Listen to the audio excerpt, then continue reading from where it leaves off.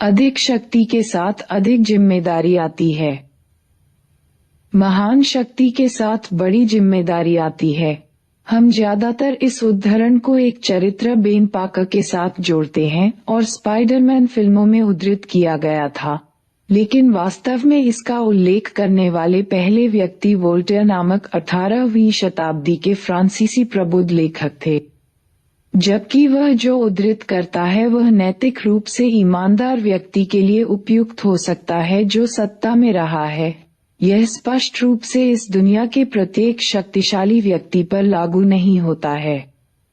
शक्ति कई अलग अलग व्याख्याओं वाला एक शब्द है, लेकिन शब्द का सबसे उपयुक्त अर्थ वही रहता है, किसी भी निर्णय और कार्रवाई को प्रभावित करने के लिए।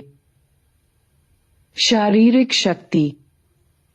शक्ति अपने प्रभाव को दो तरीकों से प्रसारित करती है, सम्मान और भय। शारीरिक शक्ति तब होती है जब किसी व्यक्ति के पास शारीरिक शक्ति होती है, जिसका अर्थ है अधिक सहन शक्ति, और सहन शक्ति जो किसी भी व्यक्ति को एक औसत इंसान की तुलना में अधिक से अधिक चीजें हासिल करने की क्षमता प्रदान करेगी। शारीरिक शक्ति के माध्यम से प्रभाव को प्रसारित करने का सामान्य तरीका भय और डराना है। हमने छोटी बिल्लियों को पालतू बनाया है, लेकिन बाघ या शेर जैसी बड़ी बिल्लियां नहीं, क्योंकि छोटी बिल्लियां हमसे शारीरिक रूप से कमजोर होती हैं, जबकि बाघ हमसे शारीरिक रूप से मजबूत होते हैं। बौद्धिक शक्ति। मैं जो शक्ति शारीरिक शक्ति का मुकाबला करने में सक्षम हूँ वह मानसिक शक्ति है, क्योंकि मानव मस्तिष्क सबसे उन्नत मस्तिष्क है जिसे अब तक इस ग्रह पर जाना जाता है। यद्यपि मनुष्य सबसे बुद्धिमान प्रजाति है, साथ ही हम हाथी जैसी प्रजाति की तुलना में शारीरिक रूप से कमजोर भी हैं। इस प्रकार हमने अपनी रक्षा के लिए कई चीजों का आविष्कार किया। सक्षम व्यक्ति वह होता है जिसके पास ज्ञान होता है। इसलिए शिक्षा और जागरूकता के महत्व को एक व्यक्ति में कम उम्र से ही स्थापित किया जाना चाहिए, ताकि बच्चों को यह सिखाया जा सके कि उन्हें सौंपी गई शक्ति का बुद्धिमानी से उपयोग कैसे किया जाए। जबकि मन की शक्ति किसी व्यक्ति को शक्ति की स्थिति में ला सकती है, यह वह तरीका है जिससे वे उस शक्ति का उपयोग करते हैं जो उन्हें अधिक लाभप्रद स्थिति में लाएगी। भाषाई कौशल और भाषण पर एक अच्छी पकड़ लोगों को आकर्षित करती है, क्योंकि यह जनता में भावनाओं को जगाने में सक्षम है। हमने देखा है कि सबसे महान नेता रहे हैं विपुल वक्ता जो जनता की भावनाओं का दोहन करने और अपने निर्णयों को प्रभावित करने के लिए इसका उपयोग करने में सक्षम थे। असाधारण ज्ञान और अनुभव के साथ नैतिक तरीके से अभिव्यक्ति की शक्ति नेताओं के चुने जाने के लिए एक निर्णायक कारक के रूप में उभरी है। भारतीय संविधान की शक्ति। हमारा संविधान कहता है कि हम भारत के लोगों ने खुद को एक संविधान दिया है। एक संविधान मूल रूप से एक सामान्य नियम पुस्तिका है जिसमें नियम और विनियम शामिल होते हैं जो एक देश को नियंत्रित करते हैं, जिसके माध्यम से जनता सरकार को जवाबदेह रखने की शक्ति प्राप्त करती है। लेकिन ऐसी कानूनी शक्तियां मानव द्वारा निर्मित और संकलित एक कृत्रिम शक्ति हैं, इसलिए सरकार पर लागू करने के लिए मानवीय हस्तक्षेप की आवश्यकता है। जो सरकार संविधान और उसके तहत बनाए गए कानूनों के माध्यम से सत्ता प्राप्त करती है, वह नागरिकों के बीच सम्मान और भय दोनों को पैदा करने में सक्षम है। पूर्ण शक्ति बिल्कुल भ्रष्ट करती है। पूर्ण शक्ति में भ्रष्ट करने की प्रवृत्ति होती है, इसलिए महान शक्ति पूर्ण भ्रष्टाचार को जन्म दे सकती है। सत्ता में बैठे लोगों के लिए उन प्रलोभनों के आगे झुकना बहुत आसान है जो शक्ति इसे बुद्धिमानी से उपयोग करने की पेशकश करती है।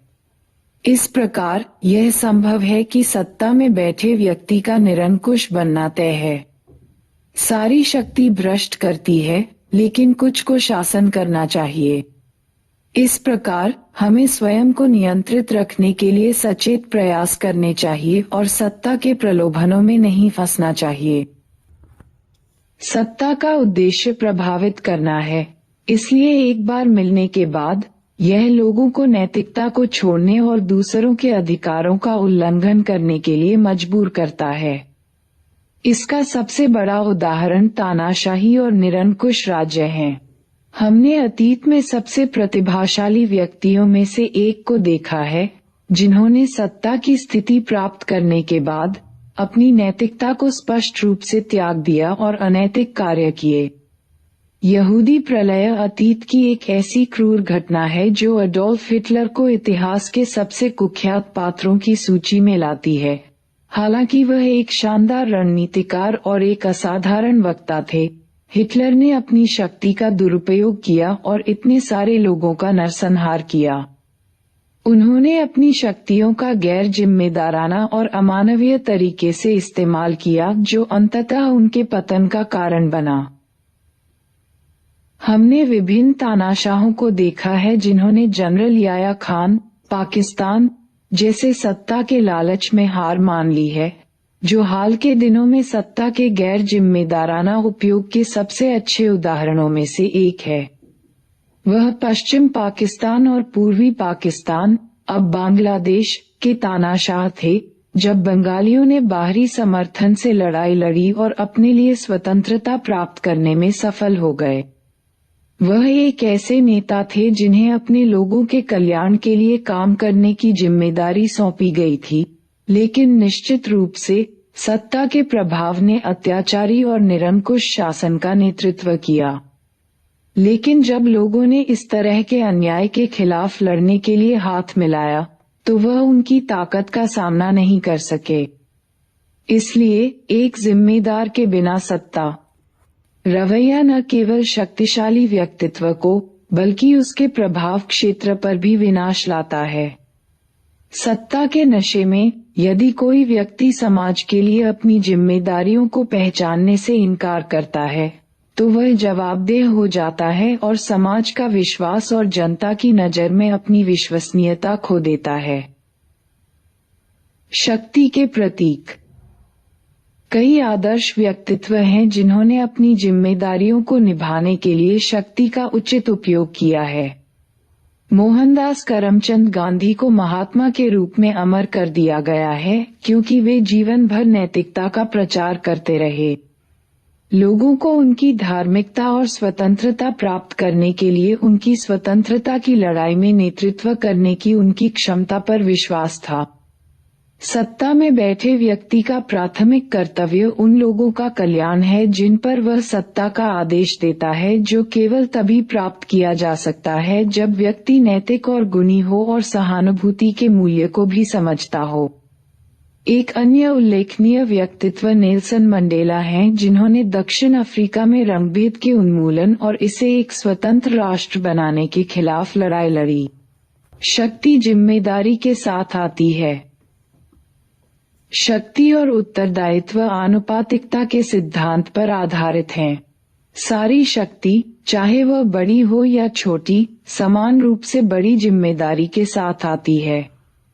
इस प्रकार शक्ति और जिम्मेदारी प्रकृति में पूरक हैं, जिसके बिना लोगों के लिए सुशासन सुनिश्चित नहीं किया जा सकता है।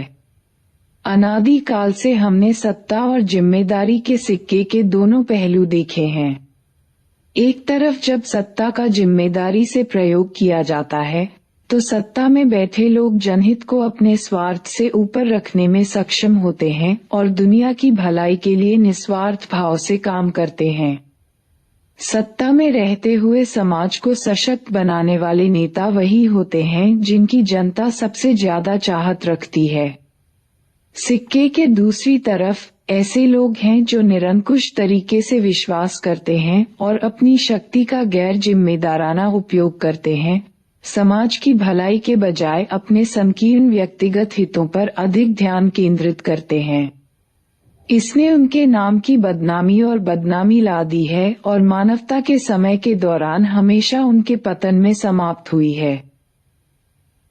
सत्ता में रहने और इसके साथ आने वाली जिम्मेदारियों को समझने में सक्षम होने के लिए नैतिक और नैतिक मूल्यों का होना महत्वपूर्ण है।